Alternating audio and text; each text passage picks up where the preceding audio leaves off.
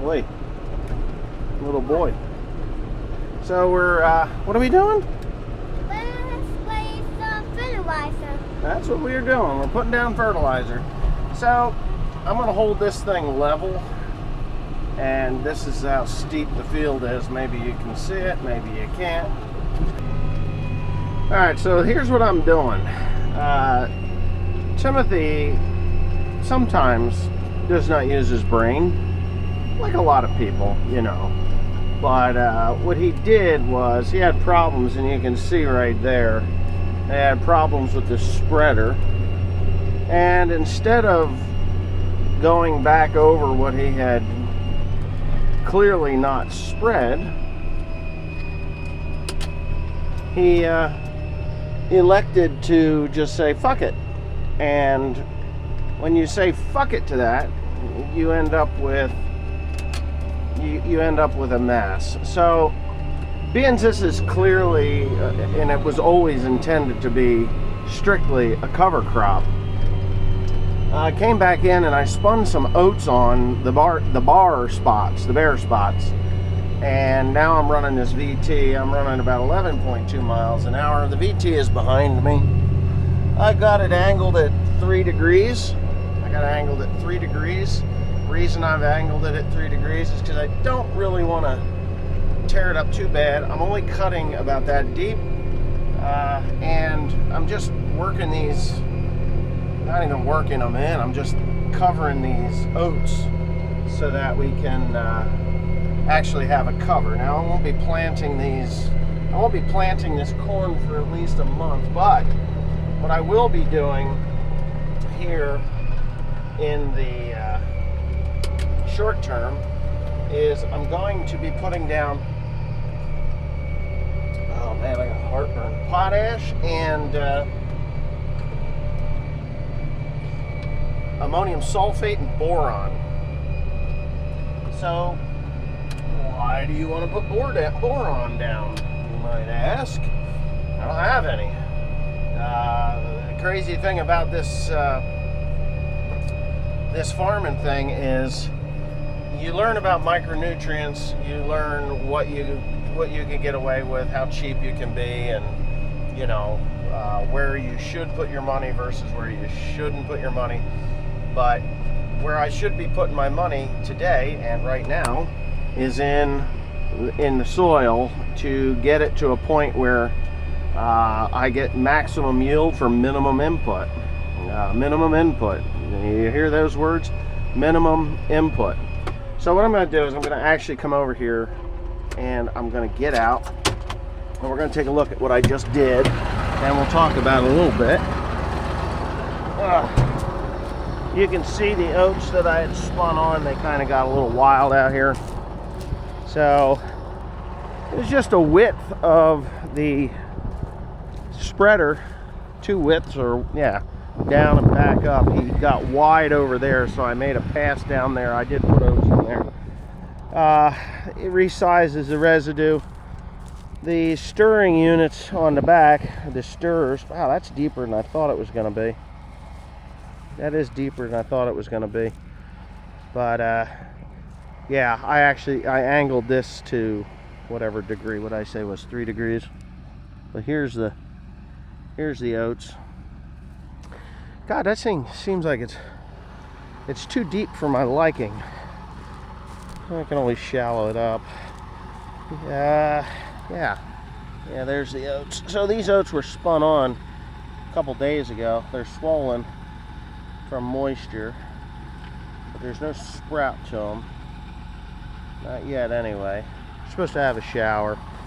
I really didn't want to have to do this at all because, you know, I did it last fall. We resized it, put this, you know, spun the weed on. We had resized it, and you know, they shouldn't have had to do it again. But you know, Timothy sometimes, and he said, "Oh, I had all kinds of problems." I was like, "Yeah, so you have problems. Why create more problems? You know, fix the problems that you had." Because and then it just takes more time and money to get it to where you want it to be. So those blades, I did angle them to 3 degrees, obviously. These are the stirring tine bars. They just stir the soil, and these firm the soil back down so that, you know, so that it's not all clumpy and stuff, and it lays it flat nice.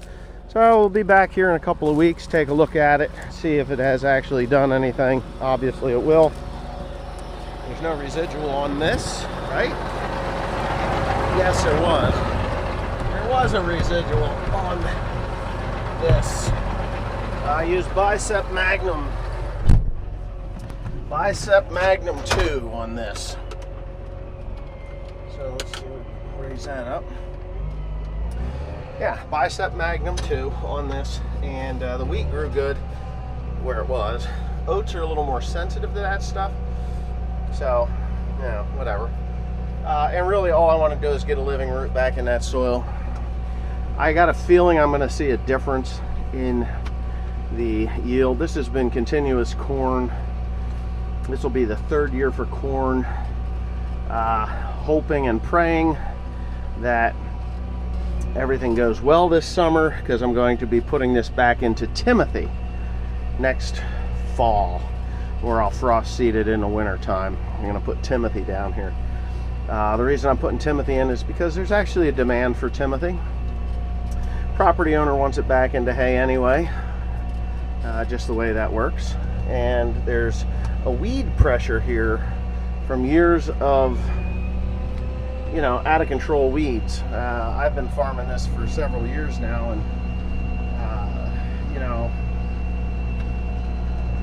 no matter how hard I tried to get those weeds out, the weeds out of the hay, I couldn't successfully get it out. It was hemp dog bane and Canada thistle. Is there hemp dog bane? No, it's just Canada thistle.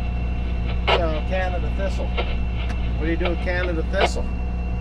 Gotta go, right? We'll see. Yeah, we're done. So the best way to deal with Canada thistle is to actually rotate your crops, and that's what I've done. But yeah, but I'm going to come back in here with a potash, ammonium sulfate, and what the hell? Potash, ammonium sulfate. Did somebody log that? What the heck that is? Somebody did something over there, that's for sure. And I think there's foam there. Is that foam? What is that? It's some, yeah, it's foam, like somebody's spraying over there right now. Which could very well be, because I didn't see that foam when I came in here, but I'm seeing foam now. It's weird. Anyway, forget what I was saying. So I did take the VT and drop it in that wheat on a straight angle, and that's what it looks like. So the reason I did that, and I'm going to show you that. The reason I did that was to see, I just want to aerate it a little bit. Just a little bit. I guess I did put some oats in there. It didn't do any damage to the wheat, other than, you know, where a tine bar will rip it out a little bit here and there. But I just aerated that a little bit. Looks good.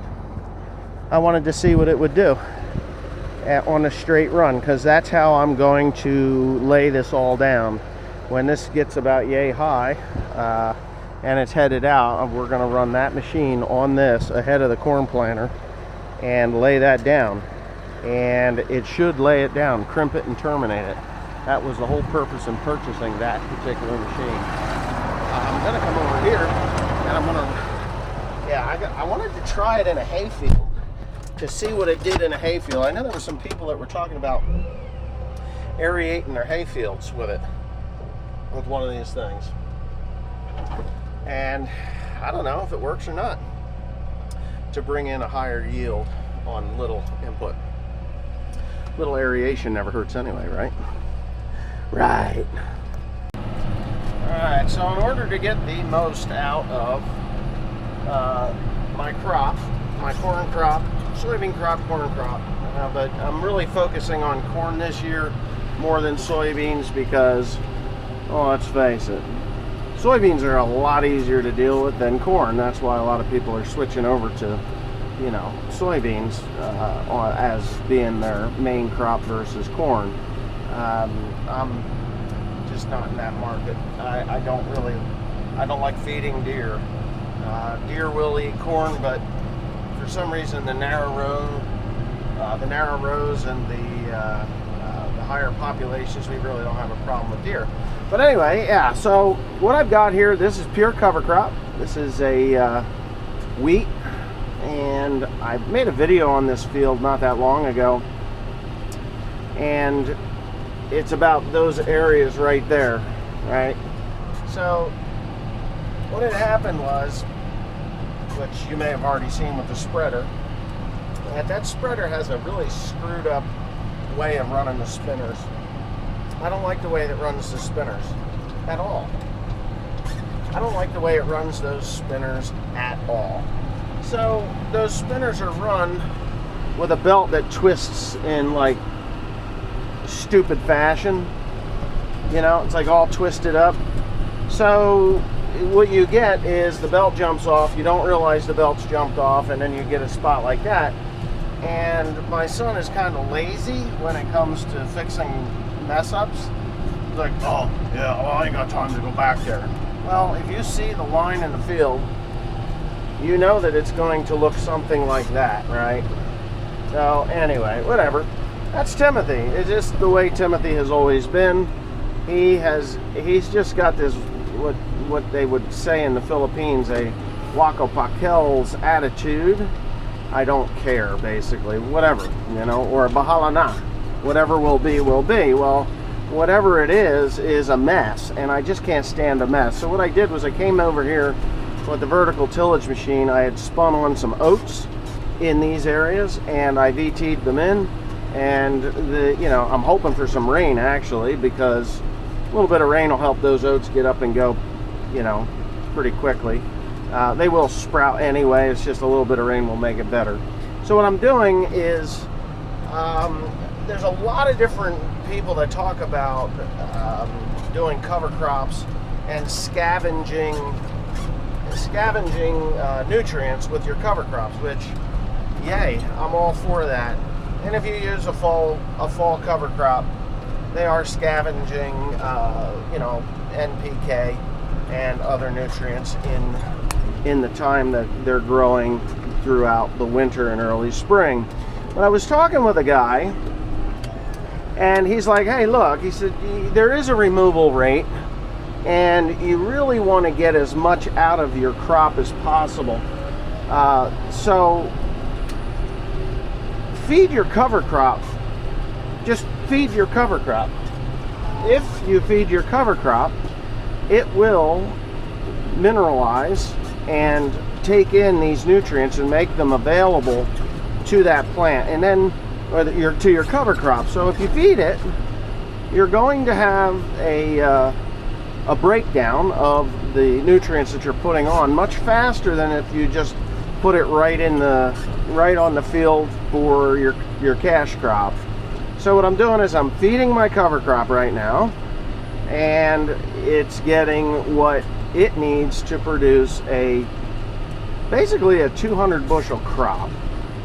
With all the calculations that I have done, we should be able to grow 180 to 200 bushels of corn with everything that is left behind from last year's residue, what is being sequestered into this wheat plant, and what I am putting on, which I am not putting much on. I'm not putting much on at all. I'm just putting on what actually less than what the removal rate for grain was on 160 bushel corn, because that's what this was. This went through a drought. It was 160 bushel corn, and so I just did the calculations through my Ag PhD removal app, and I'm just replacing about what it took to grow a 130 bushel crop, because what was there last year, what was put there last year, is still here. It just hasn't been broken down all the way. And as this crop greens up and it and it sequesters the nutrients that it needs to grow. It is also sequestering nutrients for the cash crop that I'm going to put in here, which will be corn. And I will be quite happy with the results, I'm sure. As you can see, the residue from last year's corn crop, it's breaking down pretty darn fast, which means that there's a lot of life in this soil. And as this wheat grows and the moisture and all the biology and everything that goes with it, it will continue to break that down and make those nutrients available to my cash crop. So I'm doing this very reasonably, very reasonable. It's not going to cost me, well, it's not even going to cost me about, I don't know. Well, let me do the math in my head here. It's not even costing me $100 an acre for all the fertilizer that I'm putting on here. Not even, I don't even think it's 50 bucks. I'll have to do the math, and I'll get back to you all on that one, which should be when I get done with this field. And then I'll turn the camera back on and I'll tell you how many dollars worth of potash. I don't need phosphate. My phosphate levels are great here. I don't need potash. I don't need zinc. What I need is, I don't need phosphate, I need potash. And I don't need a lot of potash, but I need nitrogen, obviously, and I need, boron. Boron is another one that I just don't have boron in my soils. It's so low, it's kind of funny how low it is. And I talked to the agronomist, and he says it's low, 98%, about a half a pound of boron to the acre. That's it. Actually, not even quite that much, not even a half a pound, but they put it in for half a pound, and I'm okay with that. So, yeah, what I'm doing is converting nutrients into usable nutrition for my cash crop. Some people don't believe in this style of doing this, but I do, and I did it last year on 650 acres. I was pleased, even though we went through an incredible drought. I was still pleased with the life that I had in the soil. Organic matter, is something I'm trying to build, so we're not disking. It's going into no-till. We do the vertical tillage machine on a straight blade to knock this stuff down and not disturb the roots, because everything below the ground in root mass is a organic matter builder. Everything above the ground is just organic residue. That organic residue holds an awful lot of nutrient, but it also protects the soil from heat and drying out. So if I have a good amount of residue on top and my organic matter below is doing well, getting up into that 4 or 5% range, even though this is only about 2.5% organic residue or organic matter, I need more than that. So I'm not really concerned with it. You can see where I went with the VT. It stirred it up. I cut this at about a 3-degree angle to bury the oats. But yeah, I'm just trying to do the best that I can. And this is bone-ass dry. If you look behind me now, it is dust. That is erosion, what you would call wind erosion. Dust is, there's nutrients going off the field right there. And on my next turn, you'll see that I get into that nice green grass, and it's going to not be dusty at all, or very little dust, because the soil is moist and it's cool, and it's not going to blow away, and I'm not going to lose what I need, which is all that stuff. So here I go, turning the camera around. No dust at all, not at all. You can't have dust. Barren soil is vulnerable soil. It's sick soil. It's going to die soil. And yeah, that's just where we're at. I passed a farm here the other day, down in Delaware Township where they took a moldboard plow to about 50 acres, and I was like, holy shit. My opinion, and I know some of you European guys are going to go ape shit over the wall over this, my opinion is they need to outlaw moldboard plows. Outlaw them. Get those things out of your life. You're destroying your soil with them. And I know people will disagree, but do the research. John Deere quit making them because nobody's buying them because they're getting smart about that. It's time consuming and it destroys the soil structure. Yeah, if you have a farm that has not been farmed in a good many years and you moldboard plow it and put a crop in there, it's probably going to be the best crop you ever had. If you grow a cover crop like this and you plow it down and it's turned into green manure, what you do essentially is oxygenate the soil. You create a hard pan or a plow pan where the water will go to and never penetrate lower than that. You will create that in that same plow pan. You will have a problem with root penetration, and years of plowing creates worse root penetrating problems. And you oxygenate that soil, and then the microbes go nuts, break everything down all at once, including the carbon and the organic matter, and then you reduce your, instead, you would think if you plowed down green manure that you would be building organic matter.